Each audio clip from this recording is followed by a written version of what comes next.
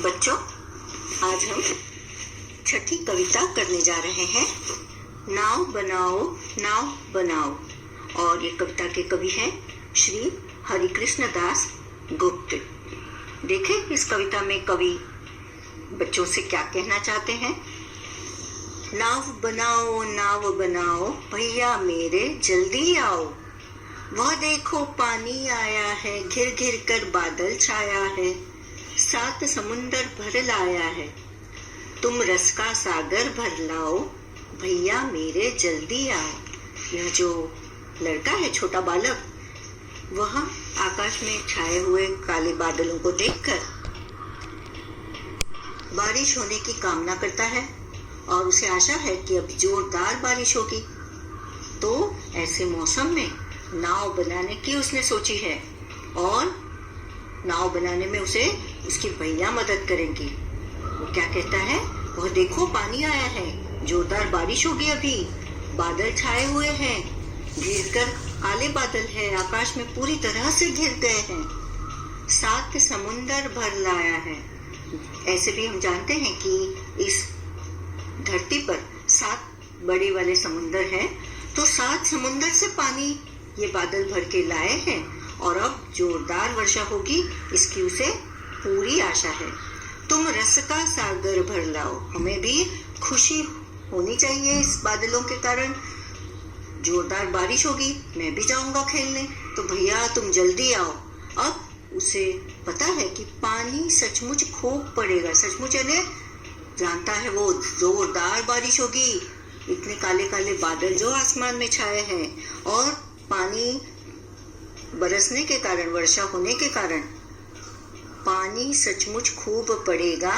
लंबी चौड़ी गली भरेगा, उसके घर के आसपास की गली मोहल्लों में पानी पूरी तरह से भर जाएगा, इसका उसे पक्का भरोसा है। और वो और आगे लड़का क्या कहता है, बच्चा लाकर घर में नदी धरेगा। नदी में कितना पानी होता है, बहुत सारा, तो घर में भी पानी की बौछारें होगी, शायद ये पानी घर तक आ जाए। ऐसे में तुम भी लहराओ, खुश हो जाओ, क्योंकि ये मौसम ही खुशी का है और मैं भी बहुत खुश हूँ। तो भैया मेरे तुम जल्दी आओ। और अभी क्या करना है, काले बादल छाए हुए हैं, जोरदार वर्षा होगी, गली में घरों के आसपास जहाँ देखो वहाँ नदी की तरह दृश्य होगा। सदृश्य यानी उसकी तरह, जहाँ देखो वहाँ पानी पानी। और ऐसे पानी में नाव बनाना और छोड़ना कितनी हर्षमयी बात है, बहुत खुशी की बात होगी। ऐसे में तुम भी लहराओ, भैया मेरे जल्दी आओ। गुल्लक भारी अपनी खोलो। बच्चे को पता है कि उसके गुल्लक में ज्यादा पैसे नहीं है, लेकिन जो बड़े भैया है उसकी गुल्लक भारी है, उसमें ज्यादा पैसे है। तो हल्की मेरी नहीं टटोलो। मेरी गुल्लक को टटोलने की, देखने की कि उसमें कितने पैसे है जरूरत नहीं है, क्योंकि मेरी तो हल्की है, उसमें ज्यादा पैसे हो ही नहीं सकते। पर तुम्हारी गुल्लक जो है भारी है, उसमें ज्यादा पैसे होंगे। पैसे नए नए ही रोलो। तो नए नए पैसे लाकर हमें कुछ करना है। क्या करना है, फिर बाजार लपक तुम जाओ, भैया मेरे जल्दी आओ। ऐसे हर्षीले मौसम में जल्दी जल्दी बाजार जाओ। अगर पैसे नहीं है तो मेरी गुल्लक से तो ना सही, लेकिन तुम्हारी गुल्लक जो भारी है उसमें से हम पैसे निकालेंगे और तुम्हें बाजार जाकर कुछ करना होगा। क्या करना होगा, ले आओ कागज चमकीला। चमकीला कागज लाना है। कौन से रंगों वाला, लाल, हरा या नीला, पीला, अलग अलग रंगों वाला चमकीला कागज तुम्हें खरीदना है उन पैसों से। रंग बिरंगा खूब रंगीला, बहुत सुंदर सुंदर रंगों वाले कागज, चमकीले कागज को खरीद कर लाना है। और फिर क्या करना है, उससे नाव बनानी है। कैंची चुटकी हाथ चलाओ। कैंची है, उससे काटो कागज और जल्दी जल्दी हाथ चलाकर नाव बनानी है। भैया मेरे जल्दी आओ, छप छप कर कूड़े से अड़ती। अब जब नाव हम पानी में छोड़ेंगे तब कभी कभी क्या होता है, आजू बाजू इर्द गिर्द जो जमीन पर कूड़ा कचरा होता है उससे अड़ जाती है, लेकिन फिर वो आगे बढ़ जाती है। पानी का रेला ऐसे ही आता है पीछे से कि फिर से उसे अपनी राह दिखाई देती है नाव को और वो आगे बढ़ जाती है। बूंदों लहरों से बूंदों लहरों लड़ती बढ़ती। नाव बड़ी हिम्मत वाली है, कूड़े कचरे से अड़े तो हिम्मत नहीं हारती। बूंदों से लहरों से लड़ते हुए बढ़ते हुए वो आगे चली जाती है, आगे निकल जाती है। सबकी आंखों चढ़ती गढ़ती। कितने भी बच्चे होंगे, इतनी सुंदर चमकीले रंगों के कागज की जो नाव बनेगी तो सबके आंखों में नजर तो आएगी ही, सबको दिखाई देगी। तो इतनी सुंदर नाव लहरों से बूंदों से लड़कर झगड़कर आगे बढ़ती है और सबको बहुत पसंद है।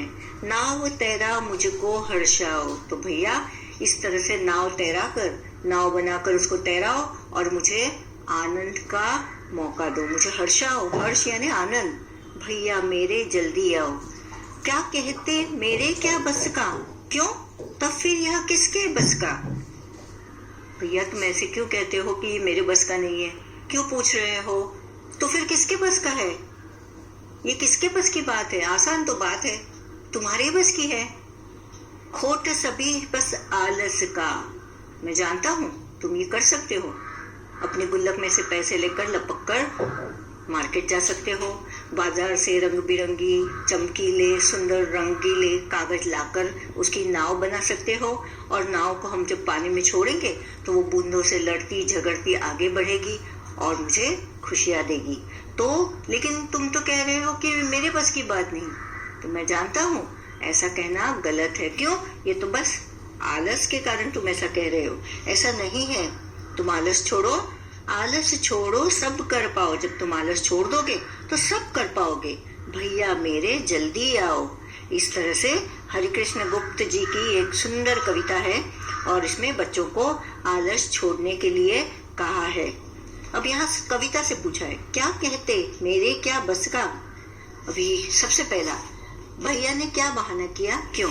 भैया ने बहाना किया कि क्या बाजार जाकर कागज लाकर नाव बनाना मेरे बस का है? क्या ये मेरे बस का है? उसने ये बहाना बनाया क्योंकि उसमें आलस भरा था। बूंदों लहरों लड़ती बढ़ती। कौन बूंदों और लहरों से लड़ती हुए आगे बढ़ रही है? रंगीन चमकीली नाव जिसमें लाल हरे नीले पीले रंग है, ऐसी नाव बूंदों और लहरों से लड़ते हुए आगे बढ़ रही है।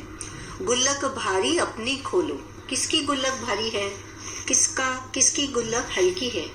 बड़े भैया की गुल्लक भारी है और बच्चे की गुल्लक हल्की है। एक बार फिर से कविता पढ़ो। इस कविता में एक नाव के बनने और पानी में सफर करने की कहानी छिपी है। मान लो तुम ही वह नाव हो। अब अपनी कहानी सबको सुनाओ। शुरुआत हम कर देते हैं। मैं एक नाव हूँ, मैं कागज से बनी हूँ। मुझे एक लड़के ने बनाया, उसका नाम तो मुझे नहीं पता, पर जैसे ही आकाश में काले बादल छाए, लड़का मुझे बनाने के लिए तरस गया। उसकी गुल्लक हल्की थी पर उसके बड़े भैया की गुल्लक भारी हुई थी, भरी हुई थी, भारी थी।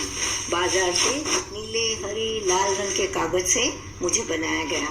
मैं बूंदों से लहरों से अड़ती हूँ बढ़ती हूँ, सबकी आंखों में चढ़ती गढ़ती हूँ। जब पानी में नाव तैरती है तो बालक अति हर्षित हो उठता है। तुमने बरसात पर पहले भी कभी कोई कविता या लोकगीत सुना होगा, उसे नीचे दी गई जगहों में लिखो। बारिश की एक कविता, उसके सिर्फ 2 पैराग्राफ यहाँ हम दिए जा रहे हैं। सुमित्रा नंदन पंत जी की बहुत ही सुंदर कविता है। बारिश। झमझम झमझम मेघ बरसते हैं सावन के, छम छम बूंदे छम छम छम गिरती बूंदे तरुओं से छनके। चमचम बिजली चमक रही रे उड़ में घन के, थम थम दिन के तम में सपने जगते मन के। ऐसे पागल बादल बरसे नहीं धरा पर, जल फुहार बौछारे धारे गिरती झरझर।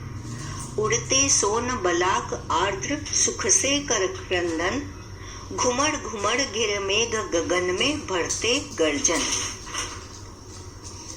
इस कविता को पढ़ते समय तुम्हारे मन में कई चित्र आए होंगे, उनके बारे में बताओ या उनका चित्र बनाओ। बारिश के मौसम में सभी का मन भीगने को करता है। रिमझिम फुहारे बालक के मन में आनंद भर देती है। चारों तरफ पानी पानी हो जाता है, मानो घर में ही नदी आ गई हो। सचमुच जोरदार बारिश होगी। ऐसे में बादलों ने 7 समंदर से पानी भर लाया। ऐसे अनोखे मौसम में नाव चलाने का मन तो करता ही है। सचमुच पानी सचमुच खूब पड़ेगा। सचमुच का इस्तेमाल करते हुए तुम भी 2 वाक्य बनाओ। सचमुच सचमुच सचिन ने कमाल की बल्लेबाजी की। दूसरा वाक्य है, आजकल सचमुच कितनी महंगाई बढ़ गई है। घिर घिर कर बादल छाया है, 7 समुंदर भर लाया है। पता करो 7 समुंदर कौन कौन से होंगे जिनसे बादल पानी भरकर लाया है। 7 समुंदर के नाम इस प्रकार है: अरब सागर, बंगाल की खाड़ी, हिंद महासागर, उत्तरी ध्रुव महासागर, दक्षिणी ध्रुव महासागर, प्रशांत महासागर तथा अटलांटिक महासागर।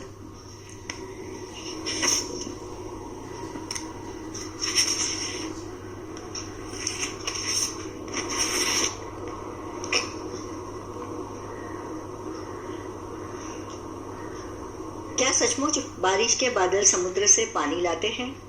वे इतना सारा पानी कैसे लाते होंगे? आपस में बातचीत करके पता करो। गर्मी के दिनों में समुद्र के पानी की भाप बनती है। आसमान में जो धूल के कण होते हैं उसके इर्द गिर्द जमकर बादल बनकर ऊपर उठते हैं। फिर इन बादलों को ठंडी हवा लगते ही बारिश होती है। आई बरसात। बरसात के दिनों में अक्सर घरों के दरवाजे और खिड़कियों से पानी की बौछार आ जाती है। कभी कभी छत से पानी टपकता है, सीलन भी आ जाती है। ऐसी स्थितियों से निपटने के लिए तुम्हारे घर में क्या क्या किया जाता है? बारिश का मौसम शुरू होने से पहले ही छतों पर प्लास्टिक डाला जाता है। घर के आगे अच्छी सी डोरमेट लगाई जाती है ताकि पानी के कीचड़ वाले पांव लेकर लोग अंदर घर में ना आए। घर के बाहर एक बाल्टी रखी जाती है जिसमें छाते को रखने के लिए जगह बनाई जाती है। और इसके बाद अगर घर में कहीं सीलन भरा कोना हो तो उसे साफ करके रंग कराया जाता है। बारिश के मौसम में गलियों और सड़कों पर पानी भर जाता है। तुम्हारे मोहल्ले और घर के आसपास बारिश आने पर क्या क्या होता है बताओ। हमारा मोहल्ला तो ऊंचाई पर है, पर मेरी पाठशाला के इर्द गिर्द पानी जमा हो जाता है। उससे निकलना बड़ा मुश्किल हो जाता है। पानी गड्ढे, छाता, बस्ता संभाल कर पाठशाला तक पहुंचना बड़ा कठिन काम हो जाता है। पिछले साल रिमझिम में तुमने पढ़ा था कि बनाना काम वाला शब्द होता है। काम वाले शब्दों को क्रिया कहते हैं। इस कविता में ढेर सारी क्रियाएं या काम वाले शब्द आए हैं। उन्हें छांटो और नीचे लिखो। तो इसमें से है भरना, बढ़ना, पढ़ना, धरना, छोड़ना, छाना, छा जाना, चढ़ना, खोलना, आना, लाना। अब उन्होंने कहा है कि तुमने जो क्रियाएं छांटी है वर्णमाला के हिसाब से उसके आगे 1, 2, 3 आदि लिखकर उन्हें क्रम से लगाओ। तो सबसे पहले स्वर क्रिया जो है स्वर से शुरू होती है वो होगी आना। फिर हमारे व्यंजन शुरू होते हैं क ख ग घ। तो सब क से कोई क्रिया नहीं है तो ख। तो पहला है आना, 2 है दूसरी क्रिया है खोलना, तीसरी है चढ़ना, चौथी है छा जाना, 5वीं है छोड़ना, 6ठी है धरना, 7वीं क्रिया पढ़ना, 8वीं है बढ़ना, 9वीं है भरना और 10वीं क्रिया है लाना। बच्चों, मुझे उम्मीद है ये कविता आपको बहुत पसंद आई होगी। धन्यवाद।